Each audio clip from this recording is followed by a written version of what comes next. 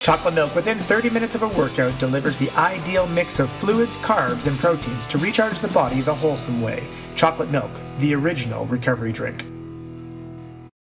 Hi there, my name is Richard Patey and I am the head coach of Healthy Results Training, and in this week's tip I want to steal one thing we talked about last week, and that is benchmark workouts. Benchmark workouts are those workouts that we use to track our progress as we go through a program. So in this week though, instead of just talking strictly about cardiovascular working out, meaning how fast can I swim, how fast can I bike, and how fast can I run, I want to talk about different aspects of fitness that we can track. So first off, let's start off with flexibility. So we know that our flexibility is really important, but many of us, this is the first thing that goes by. I always say it's kind of like flossing your teeth. We know we should do it, but how many of us actually do it each and every day? And I know some of you say, I do. Well, that's great. Let's talk about flexibility. What's really important is that you learn about where you are tight. We live in a society nowadays that has us sitting a lot and also being in a position where repetitive movements. So we get certain muscles get very tight while other muscles aren't, which creates an asymmetry within our body. We know that if we're not balanced, left side, right side, front to back, that's going to potentially cause some injuries. So take the time to go through a very simple generic stretching routine and test to see where you are most tight. Areas of focus are through the rib cage and that extension, that ability to have that extension through. We spend so much time at a desk leaning forward like this that we want to get more extension. We need to work through the extension of our thoracic spine. We also know through the hips, we get very, very tight through the hips from that sitting motion and through the lower back, and we're really weak through the core in the front. So we want to strengthen that core, we want to work out the muscles and loosen up the hips, and we want to work out and loosen up the hamstrings and the quads. These areas are super tight on so many of us. It's really important to understand where you are tight and to work. If left side is tighter than right side, work on that. Improving your overall flexibility will guarantee you to improve your overall performance. The next aspect is a little bit more complicated. Strength. Tracking your strength and understanding where you are strong and where you aren't strong can be a little bit more complicated. And I don't really have time in this little short tip video to explain all the different routines that you could go through, but I highly recommend spending some time with a professional in the strength coordinating area and really work on being tested on where your strengths and weaknesses are. Understanding if you're weak through the core, or you're weak through the hips, or you're weak through the shoulders and upper back. Those are the key areas, and really working on trying to track where you are now, which is very simple by if you're doing a single leg squat, how much weight can you actually lift, and trying to track, again, benchmark workouts, tracking your progress as you go along, or whether it's working on strengthening the rotator cuff muscles or strengthening the core muscles. Use simple exercises to see how many you can do or how long you can do an exercise for, and track it as you go along. If you get really serious about it though, I would recommend hiring either a physical therapist or a personal trainer to work with you to really tackle the areas that you know are potentially weak for you. The third one I should say is cardiovascular.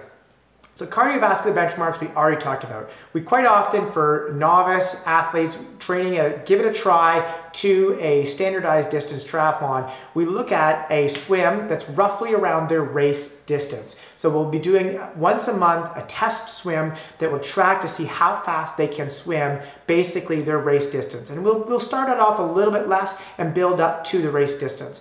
On the bike, we use a little bit shorter. For give it a tries, we'll do about a 10-minute test ride, and for sprint distance and Olympic distance athletes or standardized distance athletes, we will be doing a 20-minute bike test. And this is to track how fast or how hard you can ride at a specific heart rate. The third test we'll do on the run will be a 1 mile to a 5 kilometer test run, and again, just trying to track how fast you can run. Great to be able to do these benchmark workouts in an environment that is consistent, so year-round you'll be able to track your progress on the same type course, so we control all the environments involved that will potentially skew the results of your performance. Lastly, I want to talk about is balance. It's really important to understand that in all three sports, swim, bike, and run, balance is really, really important. So really try to test it. People go, well, I don't understand. What do you mean balance in the swim? balance is everything in the swim. Both the balance between being up, head high, feet low, and learning how to get that better posture, which I know a lot of you have probably been told about, but also balance from left side to right side. It's important to know that when you get out kicking on your side, that you've got that balance to hold the side. This is critical for swimming. Swimming is all about balance. And what you're going to find if you do a side drill kick and you're balancing on your side, you're going to say, hey, I can do this 25 meters, no problem. But on my other side, no way. I'm totally, all a mass. My feet are sinking. I have no balance. There you go. There's your benchmark workout. You're going to do side kicks until you can get it where you're even on left side and right side. On the bike, another one, a great one is for novice people, is just trying to learn to balance by standing out of the saddle and being able to rock your bike back and forth. Try to just go over 100-meter distance, telephone pole to telephone pole, and see if you can stand out of your saddle, rocking the bike back and forth and riding along a relatively straight line. This is great to see if you've got good balance. If that one's too easy for you, the next step up could be in a quiet parking lot, riding along and learning to drop down a water bottle on the pavement and then picking it back up without having to unclip. If you can do that, you've got great balance on the bike. Thirdly, for the run, balance is really important because we're in an environment where we have to hold our whole body weight on the impact of one leg. So as our leg lands on the ground, we have to balance ourselves and not lose our balance. So it's really important to understand the strength needed in the hip. One great exercise I like to do that tracks that strength in left hip to right hip is doing 10 hops down a line. So I love to do this in a parking lot where there's a nice painted strip. Just go down the parking lot line and try to do 10 hops, trying not to go from side to side. Go directly down the line. Go left side and go right side. I promise you, I bet you one side is tighter than the other. As you go along, try to go a little bit further and seeing how far you can go. Pay very close attention to one thing in this one though. When you land, if this is your pelvis, make sure that if this is the foot landing as it hits the ground, that the pelvis doesn't drop on impact. You need to keep that pelvis horizontal to the ground. So in this week's tips, try to understand a little bit more about the things that you can track in your own progress. Keep those in your logs, and I wish you all the best this week in your training. Remember, be consistent, and we'll see you next week.